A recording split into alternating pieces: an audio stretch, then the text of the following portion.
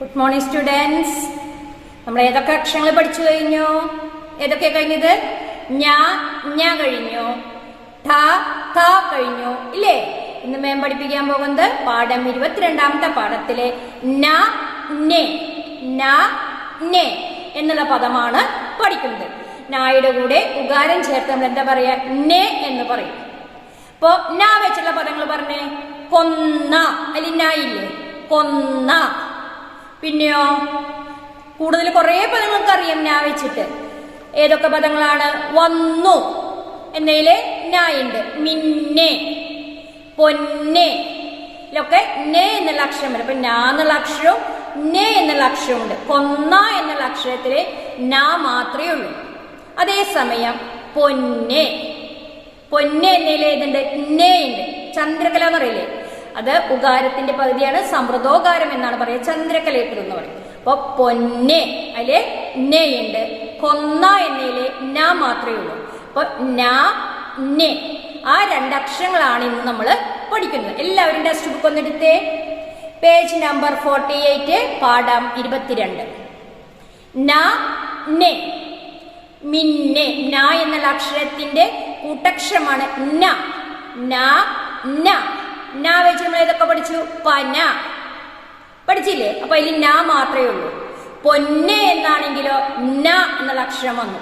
കൊന്ന അതിലും ന. കിന്നാരം അതിൽ ന മാത്രമേ ഉള്ളൂ. നായുടെ കൂട്ടക്ഷരമാണ് ന.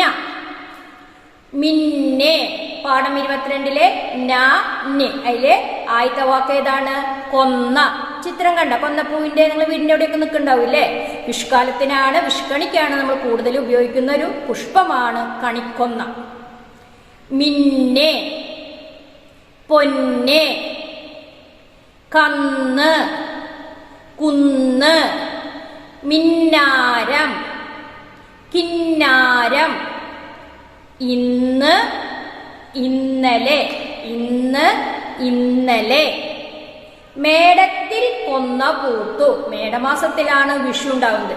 വിഷുവിന് നമ്മൾ ഏത് വയ്ക്കും? കണി വയ്ക്കാനായിട്ട് കൊന്നപ്പൂ വയ്ക്കും. കണിക്കൊന്ന എന്ന് വളരെ പേര് കേട്ടതാണ്. കണിക്കൊന്ന മഞ്ഞ നിറത്തിലുള്ള പൂവാണ് കണിക്കൊന്ന. നമ്മുടെ സംസ്ഥാന പുഷ്പം കൂടിയാണ് കണിക്കൊന്ന. കന്നിനെ കയം കാണിക്കരുത്. കയം എന്ന് പറഞ്ഞാൽ വെള്ളക്കെട്ടുള്ള സ്ഥലത്തിനെയാണ് നമ്മൾ കയം എന്ന് പറയുന്നത്.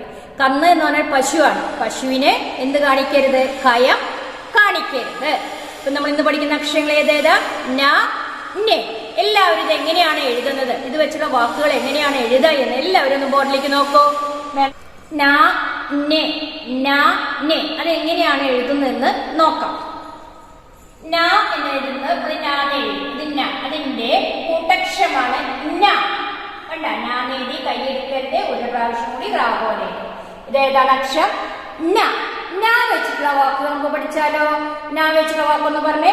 കൊന്ന, കണിക്കൊന്ന. അതില് കൊന്ന എന്നുള്ള വാക്കാണ് മേം ആദ്യം എഴുതുന്നത്. കൊന്ന. അടുത്ത പദം ഏതാണ്? മിന്നാരം. മിന്നാരം. അടുത്ത പദോ കിന്നാരം. കിന്നാരം. അപ്പൊ 3 പദം പഠിച്ചു. ഏതൊക്കെയാണ്? കൊന്ന, മിന്നാരം, കിന്നാരം. ഇനി അടുത്ത ഏതാ പഠിക്കേണ്ടത്? നെ. എഴുതി സമൃദ്ധോകാരിട്ട് നമ്മൾ എന്താ വായിക്കുക? നെ വെച്ചിട്ടുള്ള വാക്ക് ഏതാ? ഇന്ന് എന്നുള്ള വാക്ക് നമുക്ക് എഴുതിയാലോ? ഇന്ന്. അടുത്ത വാക്ക് ഏതാണ് നമുക്ക് പറയുന്നത്? ഇന്ന് നമ്മൾ പറഞ്ഞു. അടുത്ത വാക്ക് ഞാൻ പറഞ്ഞത് ഏതാണ്? ഇന്ന് പറഞ്ഞാൽ മിന്നെ, പൊന്നെ. മിന്നെ, പൊന്നെ, പൊന്നെ. അപ്പൊ ഏതൊക്കെ വാക്ക് പഠിച്ചു മിന്നെ വെച്ചിട്ട്? ഇന്ന്, മിന്നെ, പൊന്നെ. അപ്പൊ ഇന്ന് നമ്മൾ പഠിച്ച വാക്കുകൾ ഏതൊക്കെയാണ്? നെ. ഇത്രയും വാക്കുകള് നിങ്ങൾ നന്നായിട്ട് എഴുതി പഠിക്കണം. ടെക്സ്റ്റ് ബുക്ക് വായിക്കണം. ഇന്നത്തെ ക്ലാസ് ഇവിടെ അവസാനിക്കുകയാണ്. അടുത്ത അക്ഷരവുമായി അടുത്ത ക്ലാസ്സിൽ കാണാം. നന്ദി.